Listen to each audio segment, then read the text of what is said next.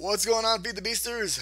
JD here with the next episode of JD Plays Feed the Beast Infinity Expert Mode on the Accurate server. And hey, a lot of you guys have been filling out the form that want to come play on the public server. If you haven't, make sure you check the description at the bottom of this video, and there's a link to a form that'll let you tell us if you want to come play on the public server and if you're able to contribute or not. Anyway, enough of that, let's get on with the episode. So as you can see over, oh, you can't see over, I haven't saved it yet. Let's save the to-do list. There we go. There's the to-do list. As you can see from the to-do list, we've got some things I want to make today. We want to do an armor stand. I would like to get a Tesseract going. An XP shower. Sewer. And last but not least, grinder. And I don't know that we're going to do it necessarily in that order because some of this stuff is easier than others and I've got most of it contained in one area. But that's what we're doing. Let's get to it. Now, first off, I've got this nice little scuba gear hazmat suit thing that we've used in the past, but I need an armor stand so that I can store my armor when I'm needing to wear that when I want to deal with uranium and things like that. So to make an armor stand is very simple. Just take 3 stone, get yourself some slabs. Once you have your slabs, get that off the screen, you can just pop them in here with 2 iron ingots and you get an armor stand. Frenchy. Now what's cool about an armor stand is, well, you can store armor on it. So I'm going to put my armor stand right over here. Okay? And so I can put this entire rubber suit when I'm not wearing it on the armor stand, and that's awesome. I don't want to put the pants on. Yes, they're wonderful. Now, I don't want to put the pants on. If you shift right click, you will automatically swap whatever piece of armor you're wearing with the slot that's on the stand. So I can shift right click and quickly equip the pieces off and on.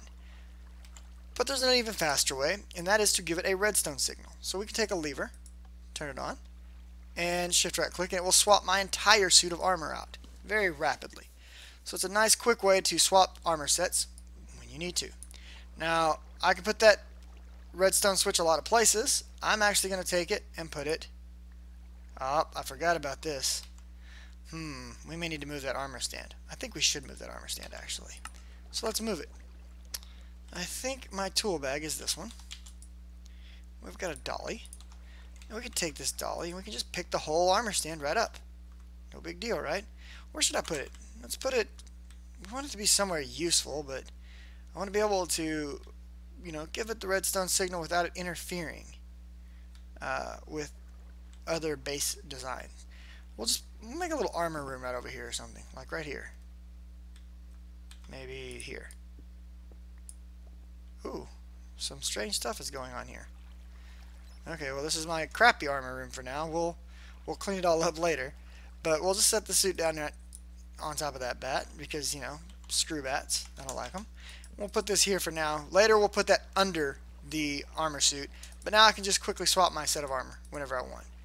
It's kind of dark and dismal in here, man. Let's light it up. But hey, at least I got access to that lovely seafood. Are you kidding me, bat? Where's that little bat at? Yeah, sucker! Dead bat. Dead bats are good bats. Alright, so we got ourselves a little armor stand.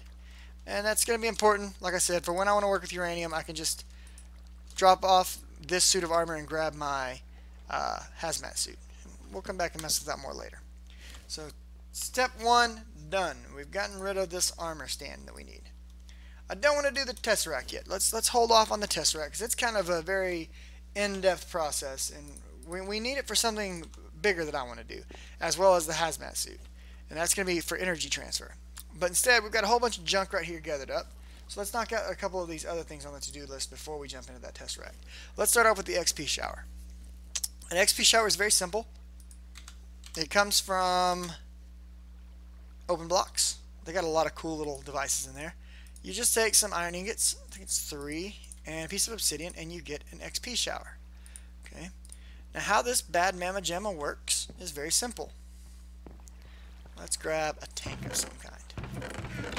We'll use one of these for this test. So out here we've got some XP inside of this obelisk. And we can take and we can break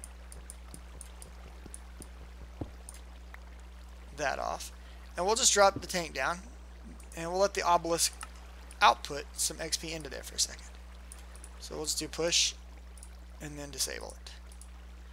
Now it's on pull. Whoops, I didn't let it put enough in there. Hang on.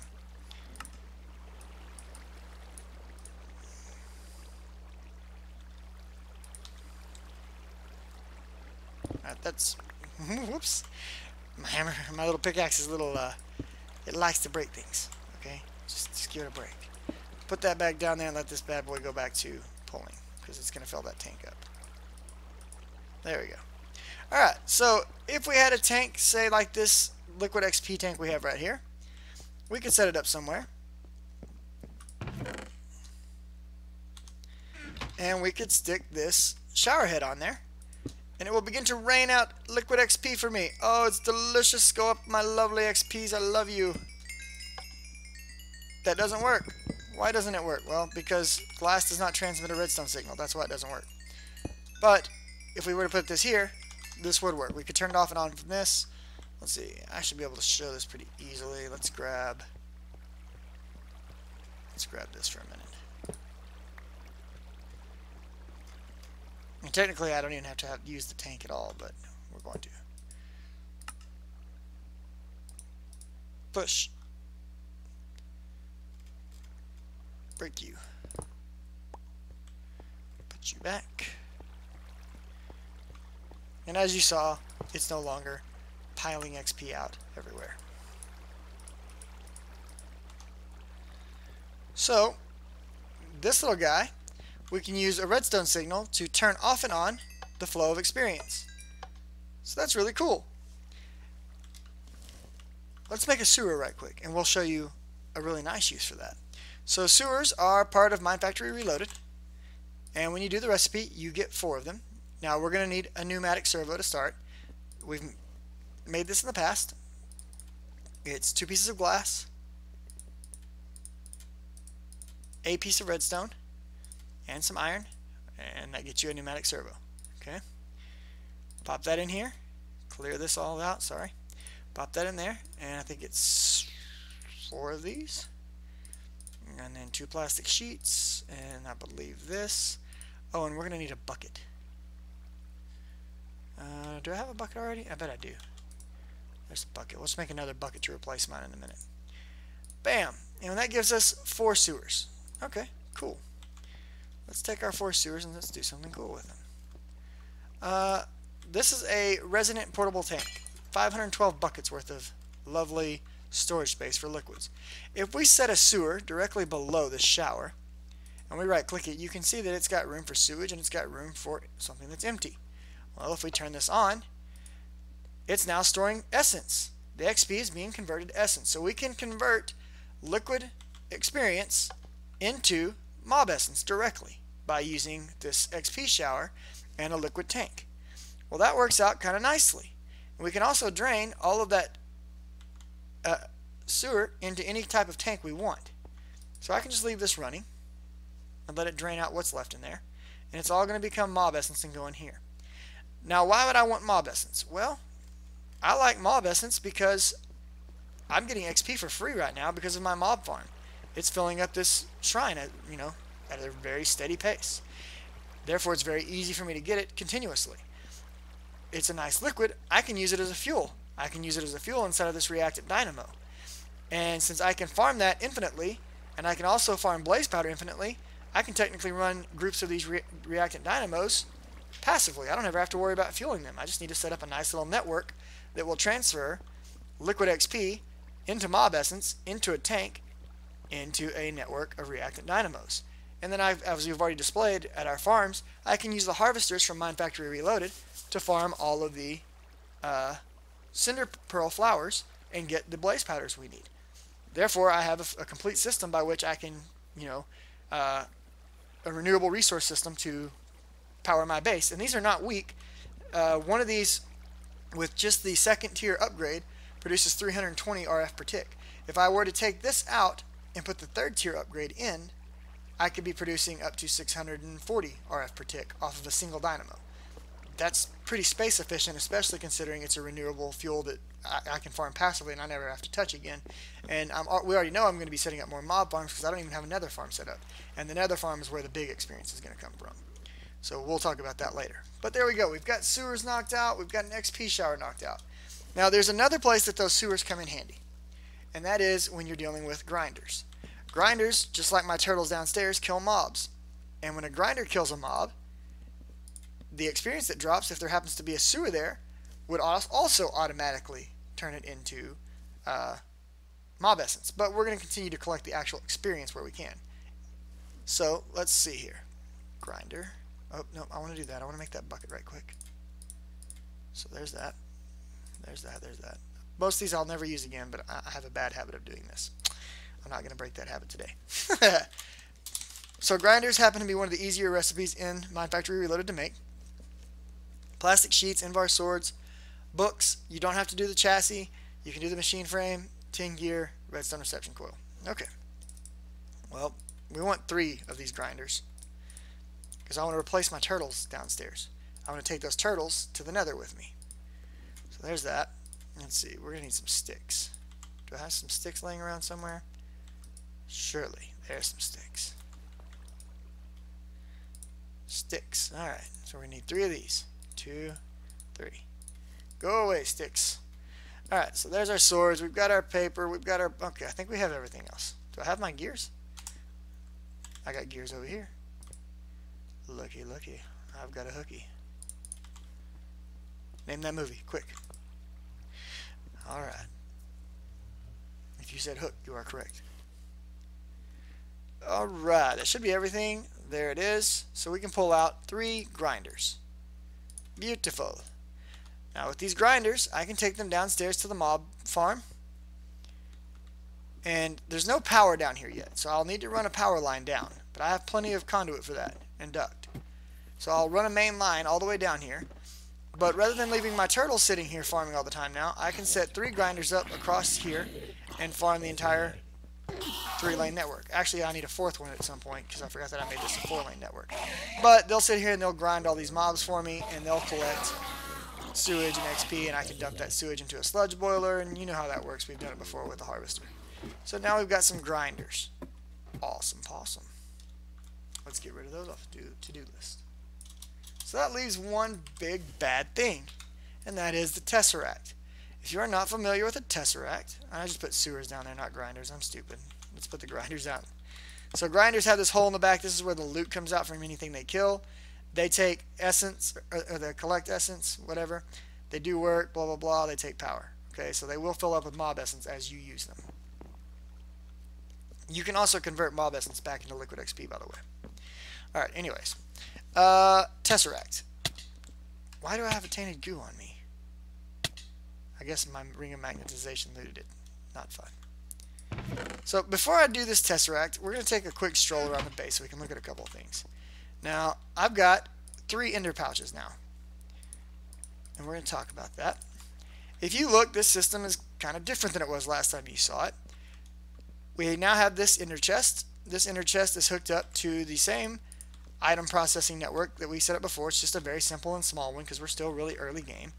But now at this point, anything that enters into the, or that comes out of the network enters into this ender chest. And that ender chest is connected downstairs in the little, early version baby warehouse over in this back corner. And from here it sorts everything out into a simple small sorting system. And this sorting system is going to continue to grow, especially until we get AE. Now, obviously, we can improve this quite a bit by removing all these item ducts and replacing with item conduit. But for now, this is getting the job done. Over here, we have all of our leather, chain, gold, iron armors, and then we have weapons, bows, things like that going into these cabinets. Over here is all of our ingots, and then we have mob loot right here. So, on top of this ender chest, and out of the front of it, we have additional conduits. Or item ducts, actually. So what these do is basically items that I'm currently not storing in a chest downstairs are being handled out of this front servo. It pulls out things like cinnabar and rich slag and places them in this chest. It also grabs pulverized coal dust.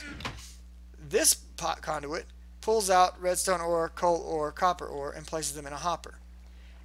Now, the reason for that is because of this chest. Now, that chest there, if you look, the top of it is yellow, white, and green. It matches up with this ender pouch, which I have renamed to the pulverizer satchel. The whole purpose of this is that I can dump any ores that I want in here, and they will be pulled out appropriately and processed. So why do I also need something here? Well, if I happen to process dense redstone, or dense iron, or dense coal, its output is going to be more coal, more redstone, more iron. There's also dense copper, and I think there's dense tin, but I haven't found any. I can't remember. I can look real quick. Hang on. So there's dense iron, dense gold, dense lapis, dense diamond, dense emerald, dense redstone, and dense coal. I guess I was wrong. I thought there was dense copper, but apparently there is not. Anyway, so I guess that's all the densities there are. Now, gold is a special case. You'll notice from here, there's no gold on this list. There's iron, copper, tin, redstone, coal, aluminum, silver, and lead. On this list, there's also no gold. That's because all of my gold gets pulled into this side, gold ore, and gets put through the induction smelter instead, because gold has our highest chance of getting us additional rich slag. And if we really want to up our gold count, we can process the gold with rich slag to get even more ingots. So we don't want to run our gold through our pulverizer. We always want to run our gold through our induction smelter. Okay, same thing with ferrous ore. That's why ferrous ore is not on that list. So this basically is handling ore processing in a very small, simplistic way right now. This machine hasn't been upgraded for quite a while. To keep up with how much I'm able to process now, I had to actually go and upgrade the redstone furnace to resonant as well and give it all of its speed upgrades. So that's helping out a lot more. Now, I have another satchel. It's this one, and this is my smeltery satchel. So it's a long ways to walk all the way out of here and to run upstairs to the smeltery. Dun, dun, dun, dun. Drop in our ore. Wait for, let it pour a gear, which is the only reason we really use the smeltery right now, is to pour gears, and then come back and get it later. So instead, I've got it set up now where this white satchel, I can drop in ores to here. Well, not ores, usually processed metals I'll drop in here. They'll come in, they'll get smelted, they'll get poured as a gear, and they'll go into the network, which means I can now open that chest from this one. This is my overall green network, and I can get out any gears that are poured without ever having to return to the smeltery. So I can now operate and access my smeltery from down inside of my workshop.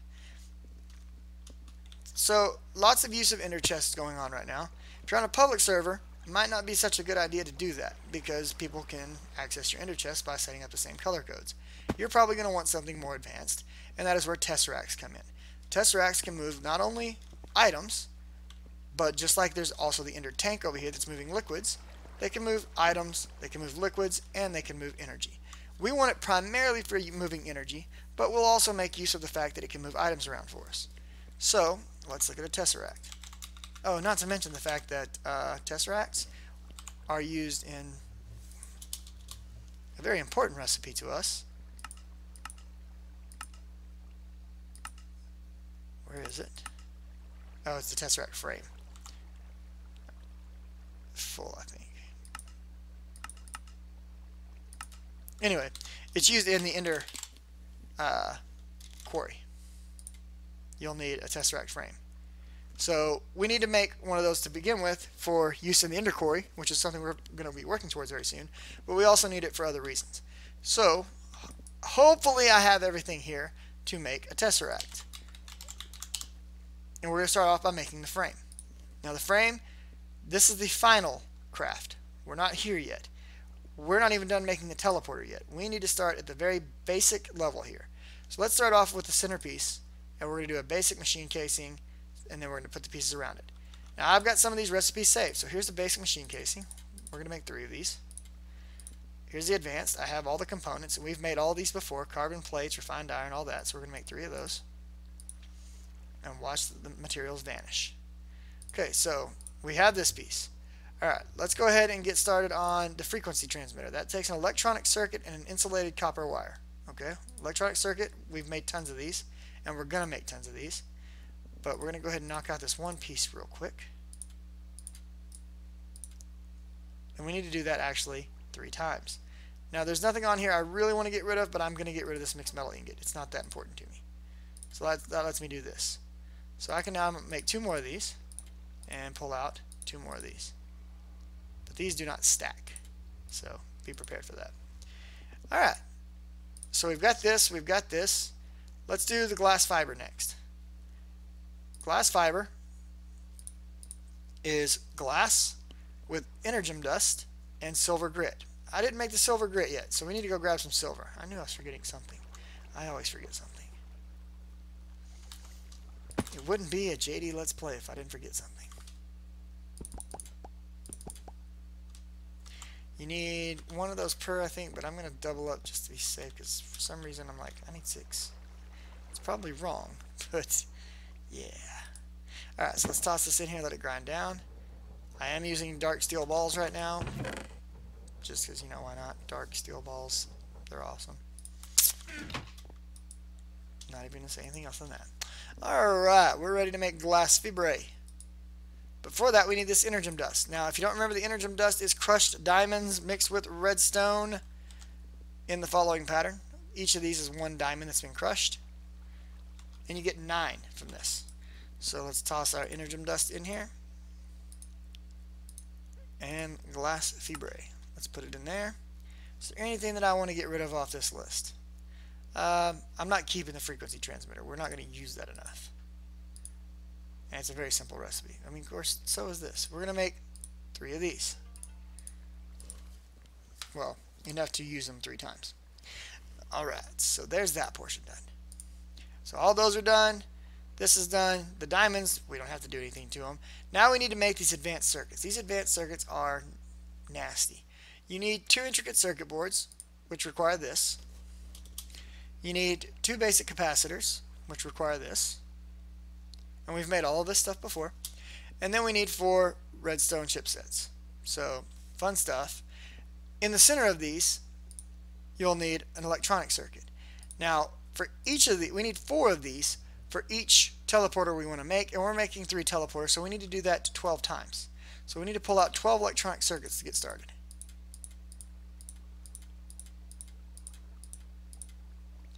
There's that. Alright, now we need to change all of those into advanced electronic circuits. Yay, we did it. Okay, at this point we are ready to make the teleporter. So the teleporter is going to take this, this,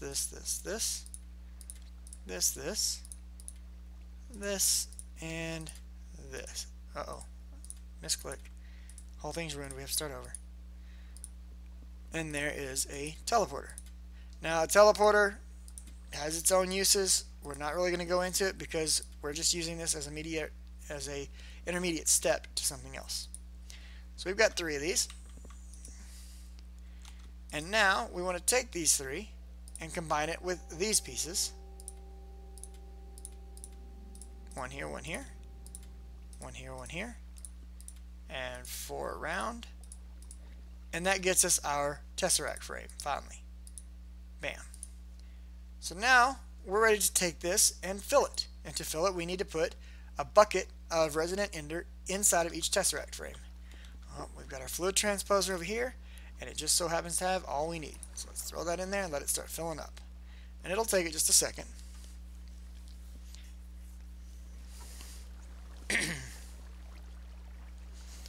Now while that's going, there's one more step after we get from here to get it to here. And we need to combine this with 4 bronze and 4 silver ingots for each one of these. So we're going to need 12 of each. I may be a bit low on bronze. I'll have to look. We're good.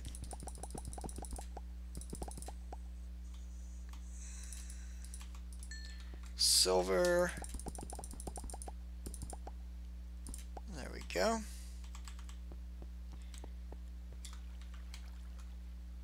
And don't worry, I'm eventually going to be putting some travel anchors in this room where I can teleport back and forth between the top and bottom floor much quicker. Alright, so we've got 2 of these done. I'm going to leave that 3rd one because we actually aren't going to craft it now that I've thought about it. We want it to stay just as it is, as one of these, to use in the ender quarry when we get ready to make it.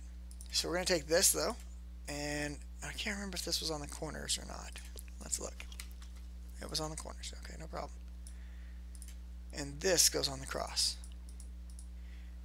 Boom, and that gives us a Tesseract. And we're going to make 2 of those right now. 1, 2. Alright, so Tesseracts, how do they work? Well, very simple and very sexy. That's how they work. So with a Tesseract, we could take, say, this reactant dynamo right here, and we could have it output power into a Tesseract. So let's put a Tesseract down. Let's say one's here, and let's put the other one up here. Let's just put it, we'll actually put it on the capacitor bank. As soon as I can back off. There we go. So if I were to take, and actually we're going to move this one because I don't want to break that dynamo. Put this here, and we'll just take a wrench and swap this. So this is now pushing power into this. Now we need, right now it says inactive. Okay, let's give it a number, 7. We're on frequency 7.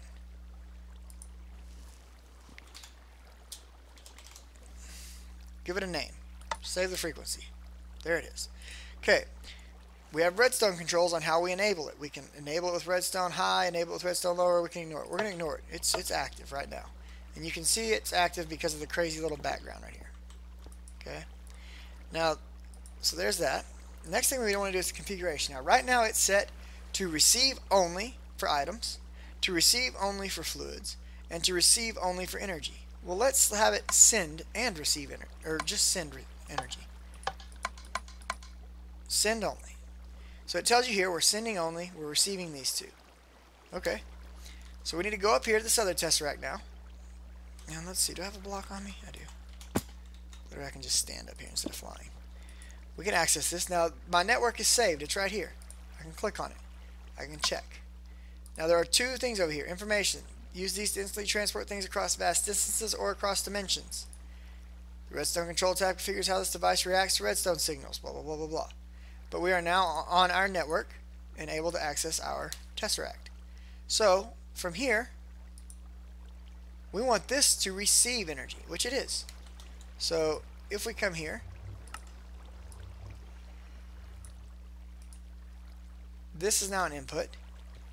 And just for kind of proof of concept, I should have somewhere some dense refined plates. There we go.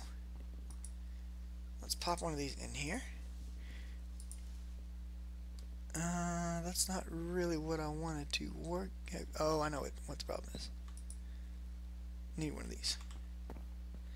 So I'm about to drain my entire power grid. I'm going to do so by crafting a resonant machine frame, and it's going to kill my power grid. And we got a follower! Thank you very much for your follow. Loop time. I appreciate it. So that's going to start pulling down really hard. And if we come up here and look, let's see if we can see it right now. We're pulling down 720 and inputting 720. That's because realistically the power from back here is being pushed into that capacitor bank. But we should be having a little bit of power come out of this. So a little bit came out right off the bat. And so this is now sending energy through to this from this Tesseract. We can prove that because I can come up here and let's just do extract and out disabled. We'll do disabled. I'll hook that back up in a minute. So now any energy that this thing is receiving is not coming from back here anymore.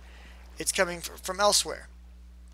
Part of that energy that it's receiving is coming from this Tesseract and this dynamo. Another portion of the energy that it's receiving, though, is coming from behind this wall in the form of those capacitors that are still full of power. So the Tesseract is moving power back and forth. Now we can also have it set it up to move items. So let's grab a couple of chests.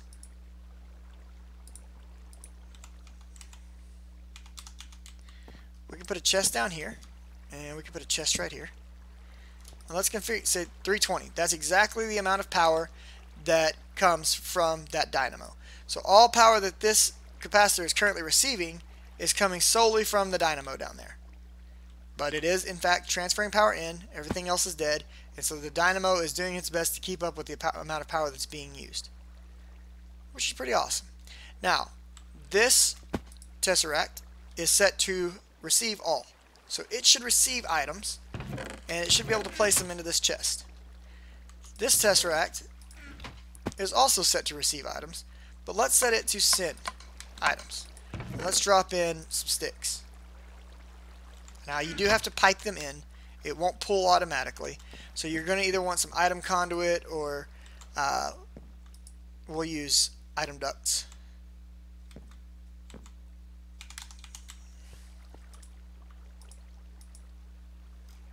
We'll just put an item duct on there, and we'll get a little servo right here.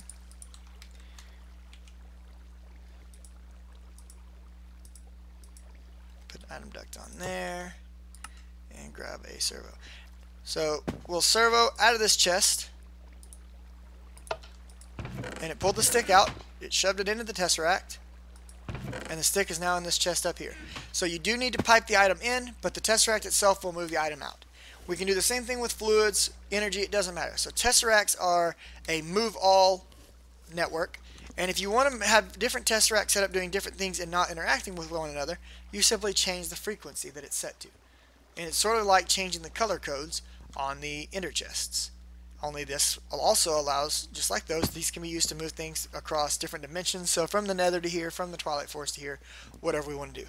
But how we are going to end up using these is we're going to set up a new sort of power plant in a different area of the base, most likely under the farms, and all the power from that power plant is going to transfer through this Tesseract into our capacitor banks, so that we no longer have to produce our power in the same place that our base is. This allows our base to become more modular and much easier to separate things out into different various chunks without killing our server due to overloading a single chunk. So very fancy stuff, very advanced stuff, and we've taken our first step towards our ender quarry, which is nice. You know, we want to get that ender quarry done at some point in this lifetime. Let's go ahead and hook this guy back up. And so now our N is much higher. We're now transferring, we're pulling power very heavily out of this HV capacitor through these lines and sticking it back in here. So we've got an input right now of 3,696, which is much higher than the output of what is being used by our 18 lasers right now. So there you have it, guys. We got quite a bit done. We made ourselves some grinders, some sewers, an armor stand, an XP shower, demonstrated the use of all of them, and most importantly, we got 2 full-scale Tesseracts and a Tesseract frame that's full and ready to go for the ender quarry. Like I said, this is going to open us up as far as building our new power center and reactor area, which I don't want in the same area as the base due to what happened last time.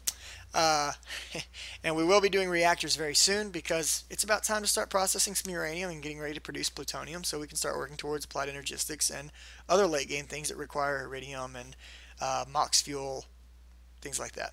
Anyways, guys, if you liked it, like it. If you'd like to see more like it, hit that subscribe button. Either way, leave me a comment. Let me know what you liked and what you didn't like about the video. That way I can get better at this, and maybe next time you'll see one you'll like more. I already told you guys about public server. I've been telling you for like 3 or 4 episodes. The link is in the description, as is where I put most information. Remember, I stream every night at 9 p.m. Central Standard Time, and I try to put out a new video every day.